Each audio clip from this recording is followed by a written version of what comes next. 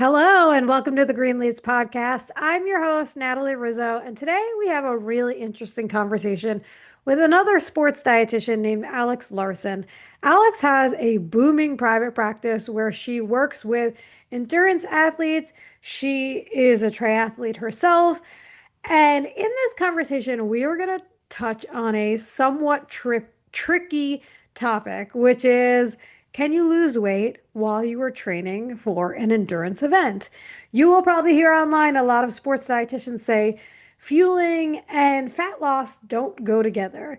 If you're fueling and you're restricting calories, then really you're under fueling. But Alex says differently. So we get into the nitty gritty of what it actually takes to cut your weight for competition and for some sort of race, and how she counsels athletes to do that. I thought it was a really interesting conversation because I think there's a lot of athletes who do want to change their body composition, whether that's losing fat or gaining muscle, and whether or not that's advised will be based on who you talk to. But Alex says that it's totally possible and she shares how to do it. So we're going to jump into this conversation and I'm interested to hear your thoughts. So please feel free to DM me, let me know what you think. And if you're new here and you like this episode, I would love it if you leave us a review, preferably 5 stars, because the more reviews we have, the easier it is to get out to more people. And that's pretty much it. Follow us at social media at Greenleads, and we're excited about this. And if you have other topics you'd like to hear, feel free to DM me, get in touch anyway. We are always open to knowing what you guys want to hear. So I'm excited for the chat. Let's jump into it right now. Hi, Alex. Thank you for joining me today. Hi, Natalie. I'm so excited to be here and talk with you. I am excited to talk to you because, as I was saying before we hit record, I want to talk about this topic that comes up a decent amount among athletes that I talk to. All the time. Let's be honest, it's Yeah, all the time. it's all the time. And it's basically athletes wanting to change their body composition or lose weight. Hmm. And I've said it in the past, and I know a lot of other sports dietitians will say it. It's really hard or maybe not advised to try to lose weight while you're training for something because you want to be fueled. But there is a delicate balance, and some athletes do it and still thrive. And you've talked about it. So that's basically what we're going to get into today. Yeah, and honestly, I kind of used to be in the camp of like, no, let's focus on fueling for performance, and then we can work on body composition at a different time. But probably over the past 2 years, my views have shifted, and yeah, we can dive into it. Well, I think also just athletes are not, they're constantly evolving in their training, and sometimes they're not really in a rest period for even if they are in a quote unquote rest period for when they should be, that's the advised time to try to lose weight. They're still training a lot. So I think that that's kind of just off the top of my head why it's difficult. But I guess that's my Oh first yeah. question. What Yeah, I mean, why if you is talk to it? an ultra runner, like every ultra runner I talk to, they're like, I'm always pretty much ready for a 50K. And I'm like, oh, okay, like that's different. And or like like marathon runners. Like you can't run a marathon every weekend. You have to really spread them out. But it's like once their marathon's over, it's not like they stop running completely. And they oftentimes will still keep like a pretty good, decent base mileage on them. And like triathletes are training for 3 sports at once. So they're often at times like their off season is 8 to 10 hours a week. Yeah. And that's wild. So and it's like to me, because endurance athletes, they do this because they love this. They love being fit. They love like getting in lots of activity. And so if we were to shift to like an off season where they're not going to like drop a lot of their training.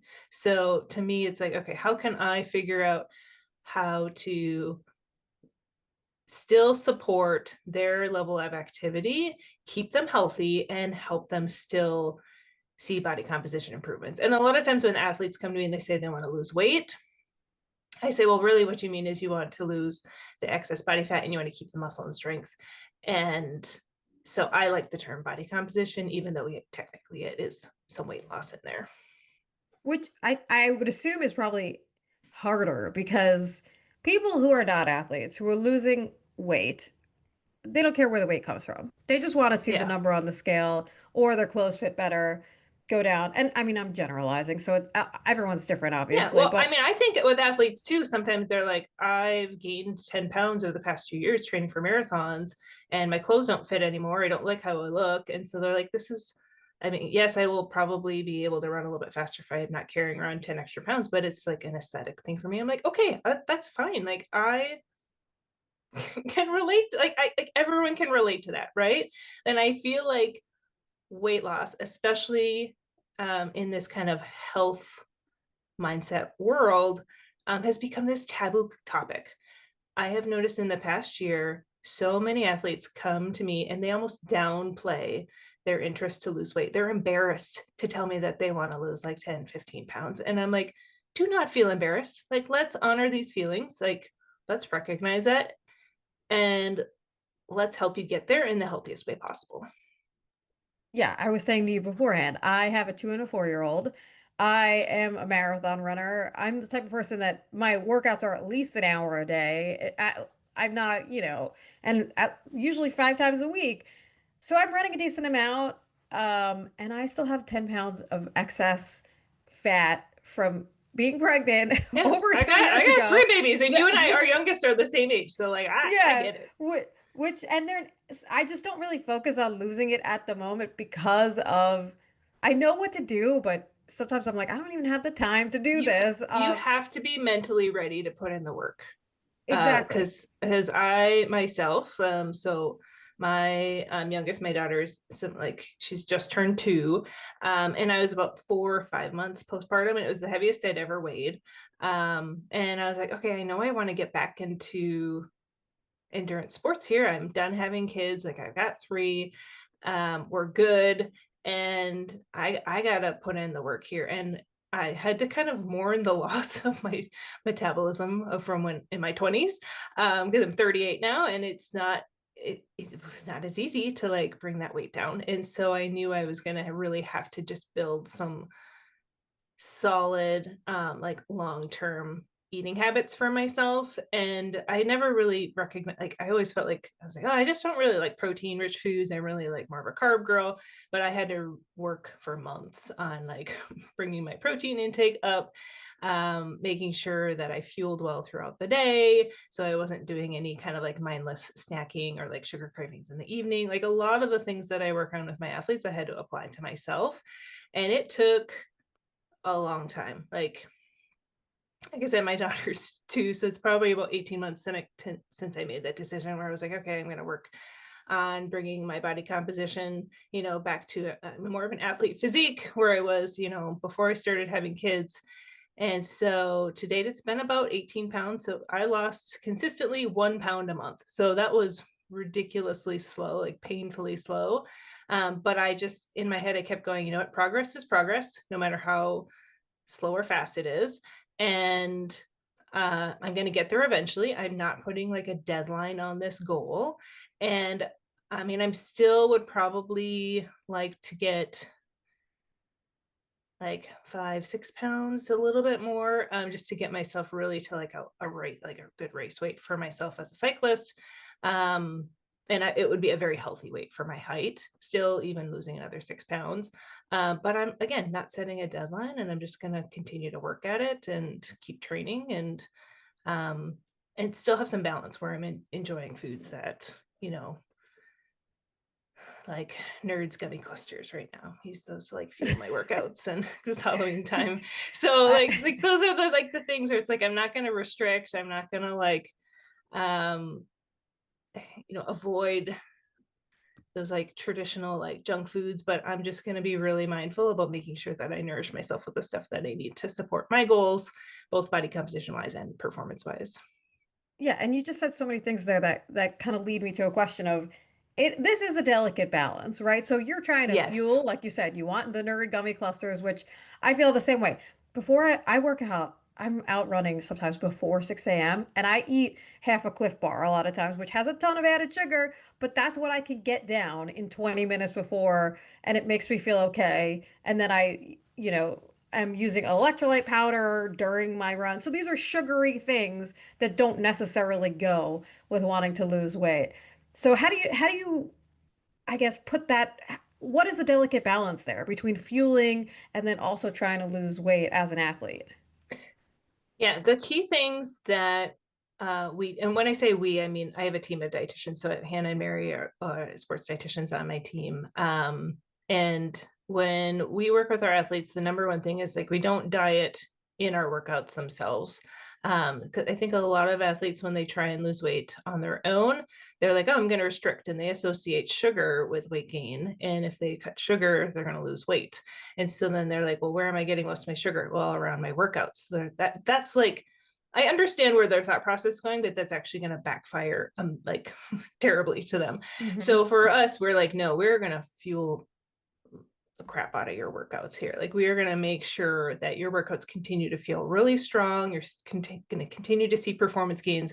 And so we are not going to diet like on the bike or during your runs. We are going to make sure that we optimize more of your carbohydrates around when you're more active, because that energy is just going to go straight to your muscles and get used for performance. So that's like the number one rule. Then we can look elsewhere in the day to bringing down calories a little bit to see that slow and steady weight loss, and optimizing macronutrients, getting enough protein to support muscle recovery, make sure that we're getting enough carbs, that we're not using protein as energy, and then keeping that fat at a reasonable level too, so that helps keep those calories a little bit lower. I love what you said because I feel like I'm always saying this to athletes, regardless of whether or not they're trying to change their body comp. I always say the carbs and the sugar are gone. By the time you are done with the Yeah, workout, they're gone.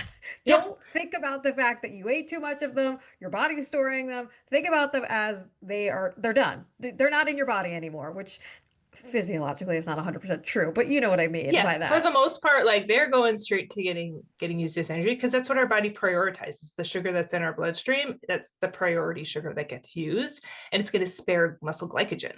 So like, to me, I'm like, we want that fresh energy in there, because that's where people are like, oh my God, I felt so amazing in my run. Like I felt like I had rocket fuel in my legs. I'm like, yeah, that's that sugar that you ate like right beforehand and during. Like, and then afterwards, what's extra nice about fueling the workouts well is that you're not in this massive energy deficit the rest of the day. And then people are like, oh my God, I just like didn't feel starving at 3 o'clock, or like after dinner, I wasn't like ferociously having this like nagging hunger throughout the entire evening. And I didn't munch on like and graze through like everything in my kitchen. We call it raccooning on our team. So it's like, that's the other part of it. Is like your appetite and your energy levels are so much better regulated the rest of the day, because you fueled that workout so well.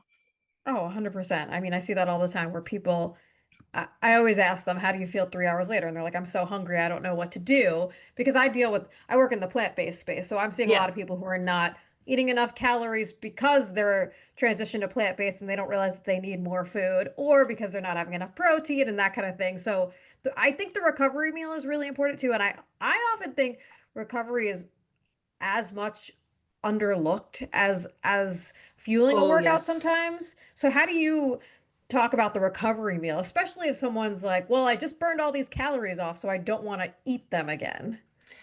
Yeah. So I find there's a few things that I tell them. One is people underestimate how much energy is required to recover from a workout.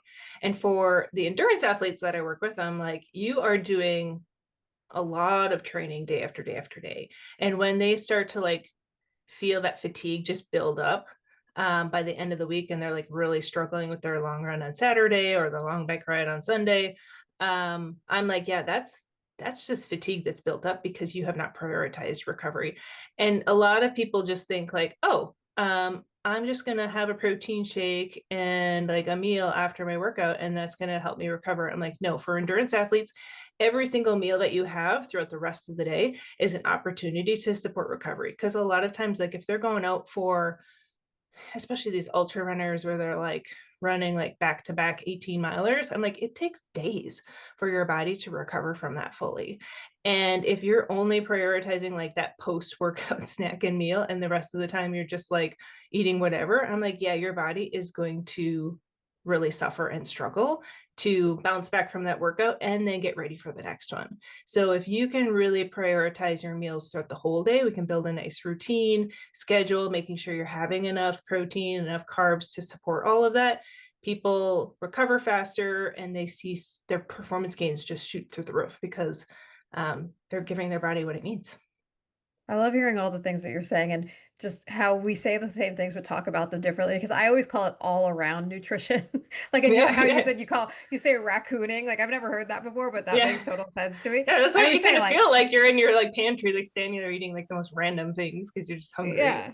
Yeah, because I always say it's not about just what you eat before and after a workout. It's all around nutrition, basically all day Yeah, long all day has long. to be, yeah, helping you fuel. So uh, again, why this is a great conversation. But you mentioned before about race weight or someone wanting to lose weight to get faster. How do you approach that conversation? Is that a thing that they can actually do? Will losing weight make them faster, or do you kind of steer them away from that? To a certain degree, like yes, I mean, especially like because I do work with a lot of cyclists and there's that power to weight ratio. When I'm climbing up a 45-minute hill, it takes me 45 minutes to climb like 6% grade. Like if you have this like extra 10 pounds of body fat that you have to carry up the hill, like people are like, oh, I'm not as fast as someone else that's like the same height as me but is leaner. And so yes, to a certain degree, right? But then if they are losing the weight in a way that really takes their performance and their energy levels, then that's not going to be beneficial. But if we can optimize body composition and also have a well-fueled athlete, that's where we tend to see performance just like skyrocket. And then obviously you have the athletes who, if they get too lean and then they start getting injured and are having health problems there, then that's not helpful either. So I think, yes, but there's asterisks with that. Yeah, I was going to ask you about red flags. So it's things like getting injured.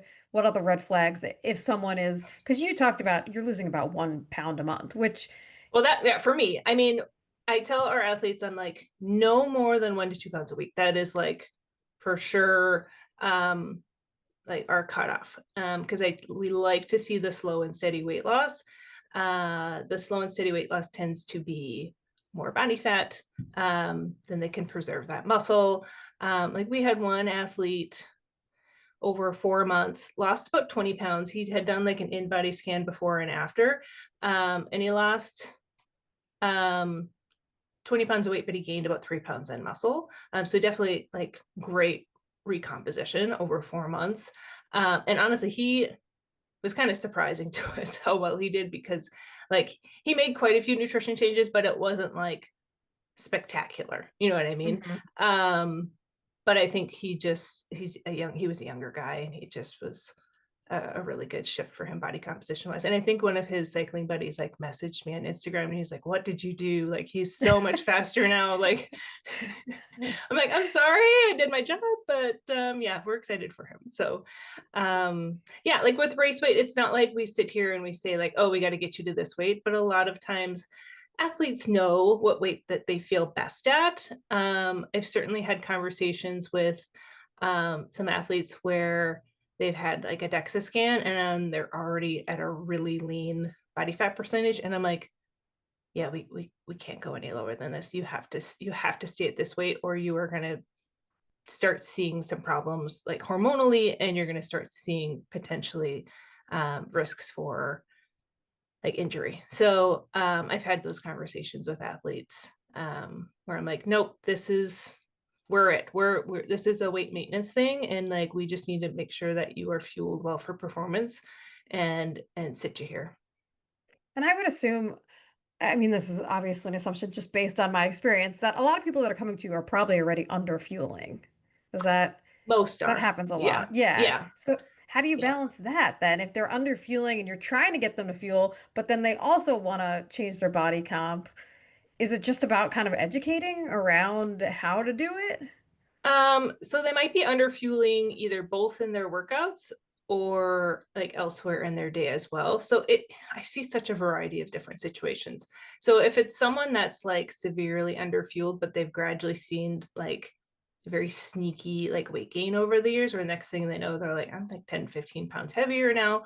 That to me sounds like they've just underfueled so long that their metabolism is just like tanked, and we need to kind of almost reverse diet them back up to a healthier you know, calorie level. And then we can start working on the body composition stuff, right? Though with some male athletes, when we reverse diet them, they just lose the weight naturally, as we're like, I've had some athletes where they lose like 10, 12 pounds and they're eating like 1,000 calories more, a few months into working with me. But sometimes they might be under fueling like a few days a week, and then the other days they're eating like massive amounts of food.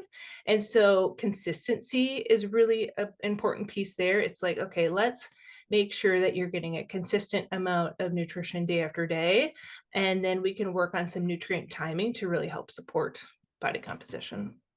Okay, that makes sense. Yeah. And kind of getting into the nitty-gritty of it, is it a lot of tracking your foods, keeping on top of macros? Because we hear so much right now, especially about having a high protein diet, and I'm always saying, how many people are actually tracking this and keeping on top of how much protein they're having, because we're seeing all these random numbers thrown about. So do you encourage people to actually keep a log, track how much they're eating, and also plan out their meals? Because obviously, like we said before, this is a difficult thing to do. When you're trying to change your Yeah. body comp, it does require hard work, it does require dedication, and you're going to have to put in the time and effort to do it. So maybe that's some component of it.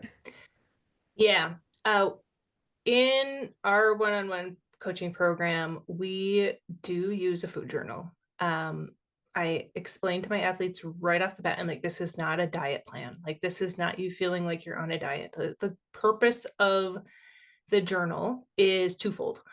One, the more that myself and my team know about what you're eating and drinking, the better personalized feedback and advice we can provide you, especially like if we're not seeing body composition results, or we're seeing performance like plateaued or it's not going well. We can look back on the journal and be like food detectives and kind of figure out where we need to make some changes, because that's the definition of insanity, doing the same thing over and over and expecting different results. So it's like, if we're not seeing results, then we're going to make some changes.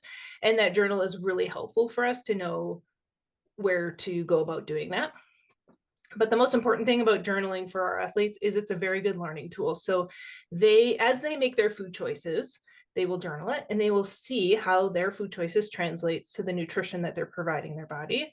And then how does that translate to their hunger levels throughout the day, their energy levels throughout the day, their performance in their training and in their races, in their body composition changing. They can visually see that, and we can showcase that to them throughout the process. And they start to link their food choices with how they're going to feel, and they start to learn like how to structure their day and how to time things out. And so over time, using the journal, they're building skills and strategies and knowledge and tools to be able to do this without having to journal for the rest of their life. So it's like, yes, we have to kind of put in this short-term amount of work, and short-term is like at least 4 months. Yeah. But these are tools and strategies that they can use for the rest of their life. And so my hope is that we can get them to the point where we can wean them off the journal and they're still eating really, really well.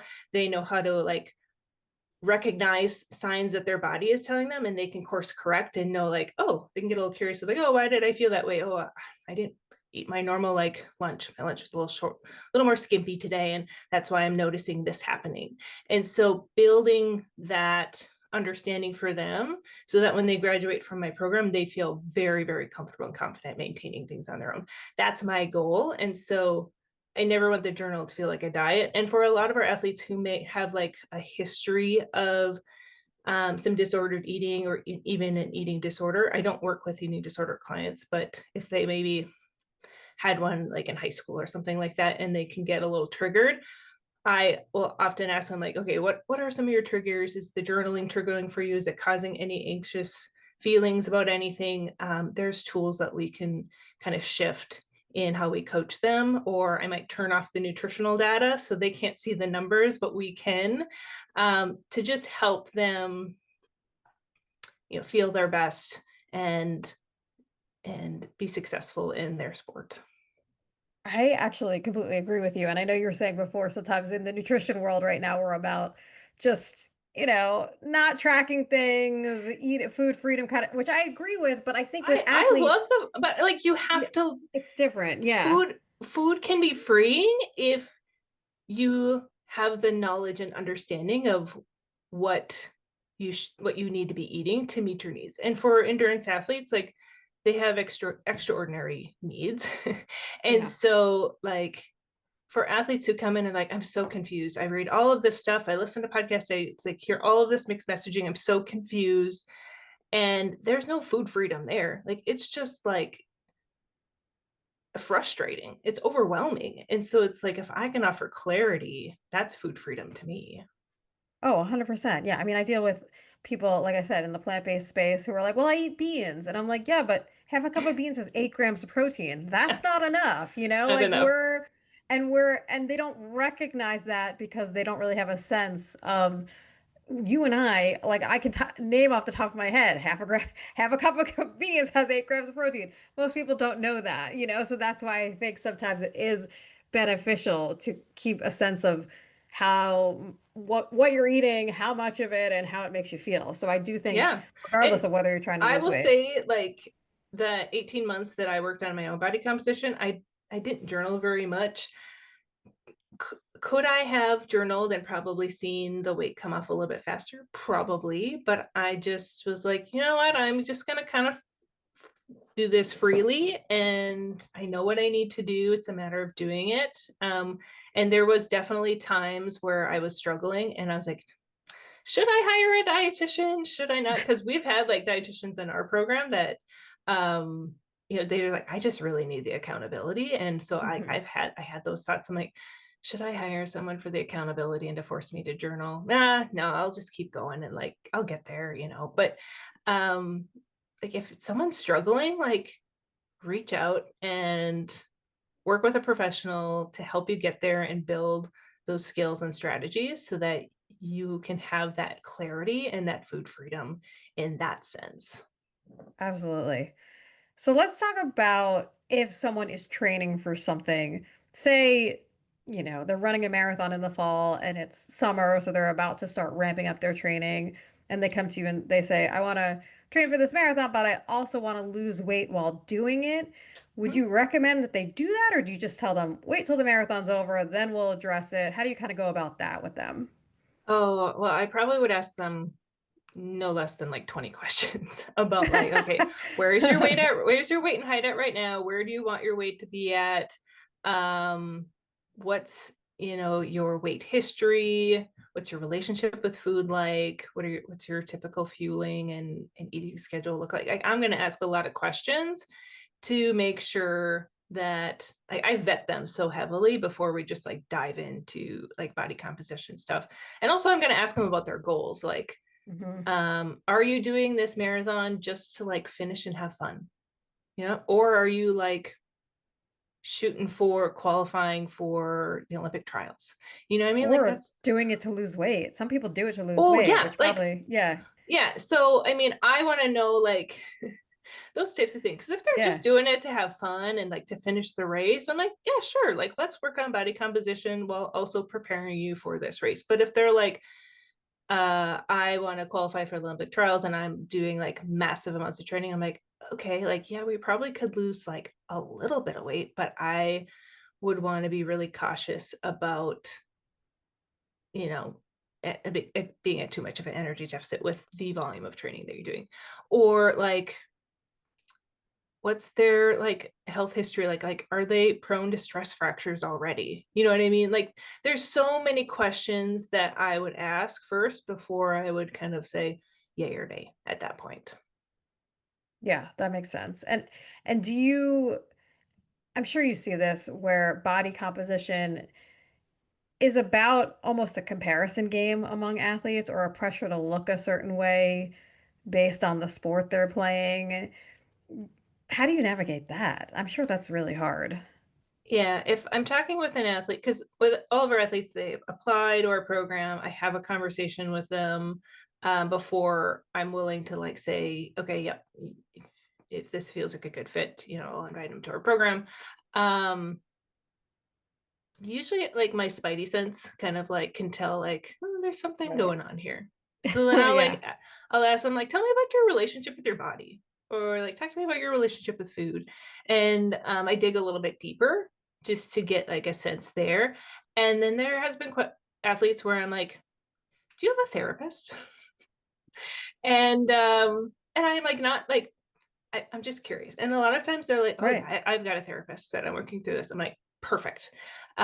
Because if they didn't, I'd be like, it might be really helpful if you also work with us and have a therapist to work through this. Or I've had athletes when they're graduating and they're still struggling with their relationship with their body. I'm like, I have a great like sports therapist that I'd love to refer you to help continue this work, because how you like. I'm like, your nutrition has been so consistent and great, but I can't work with you forever.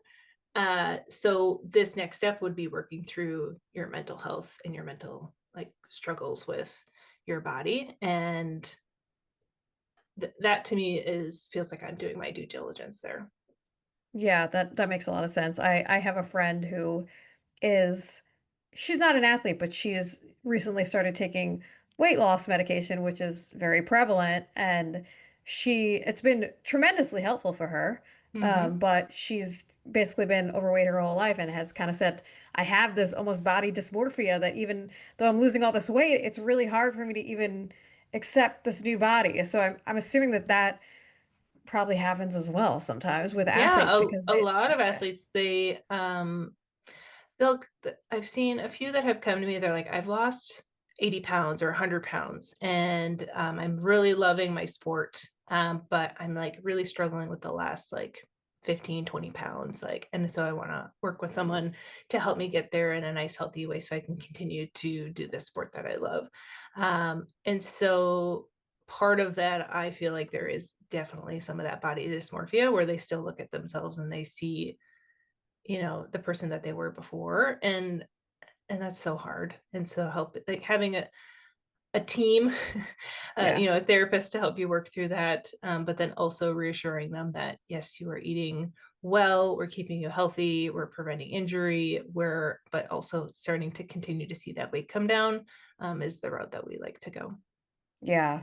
And I'm going to ask you a somewhat hard question, which we can cut if you want me to. So just tell me. But and I didn't prep you with this one, but it is about the weight loss medication stuff that's popping up. And Yeah. I always say that I don't really talk about it much because I'm not super well versed in it. And I feel like at this point, maybe I should be because it's coming up more and more. And we just saw Serena Williams talk about being on, I don't remember exactly which one it is, Row or One of something, but them. Yeah. yeah. I'm sure that is coming up in your practice. And how is that? Is it I don't want to make assumptions, but is it coming up? And how do you manage that? And what do you think about that for athletes? It is starting to pop up, because at first I was like, I don't think I'm gonna ever see an endurance athlete that's able to be on it and still train. Like, because it just sounds impossible Hmm. to be able to train for an endurance style sport and have them be on some sort of GLP-1.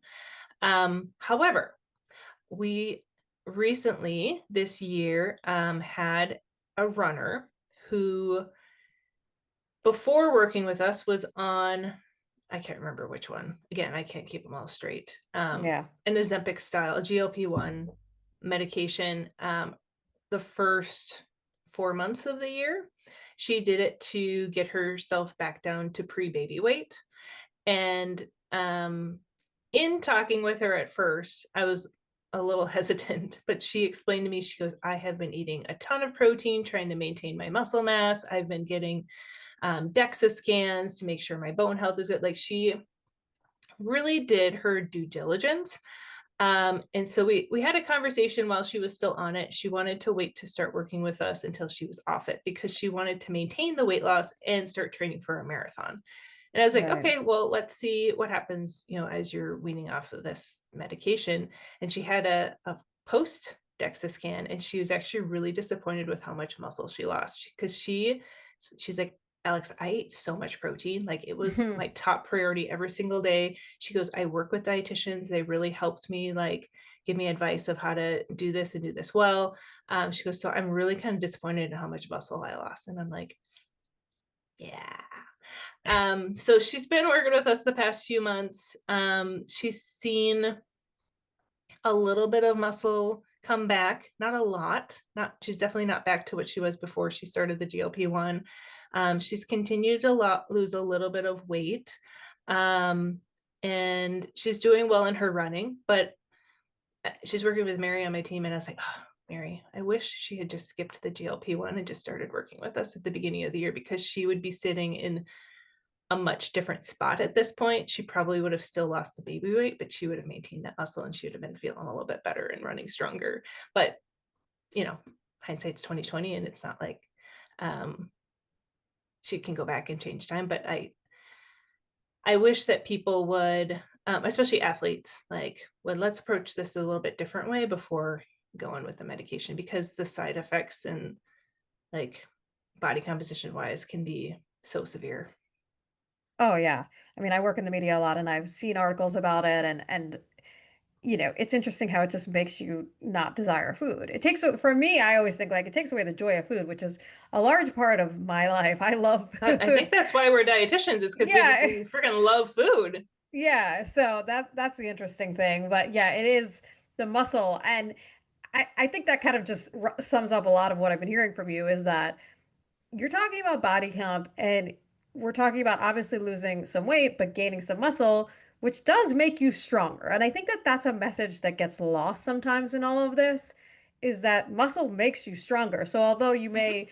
we don't want to necessarily say leaner equals faster, but sometimes, or leaner equals more competitive or whatever, sometimes with the leaner and the more muscle, you are stronger. So it Yeah. does Or net if out. people already are very strong athlete, but like I have a runner right now who she's a very strong runner, and she's like mid 40s. And she's like, over the years, like I've just gained a little bit of weight. She's like, I'm like 10, 14 pounds heavier than what I was, probably 3, 4 years ago. She goes, I'm running really well. I really love how I'm running. She goes, but my clothes aren't fitting Hmm. anymore. And I would really love if I could bring my weight back down. And so we talked about it, and she's like 2, 3 pounds away from her goal weight. And she's PR'd in her 5K, her 10K, and she's got a half marathon, or half marathon coming up soon. And the way she's training, we're like pretty sure she's going to break her PR that she's been working towards for like 3, 4 years. And like that's great, right? Like there's nothing wrong with, like, and she was one that was like, I don't want to tell anyone that I'm trying to lose weight. I don't want them to think that I want that they need to lose weight. And I'm like, it is such a weird, shameful feeling nowadays, because, and I'm like, do not feel ashamed for wanting to get yourself down to this weight. I'm like, let's do this the healthy way. Let's do this that's not going to impact your running. And yeah, it's been great.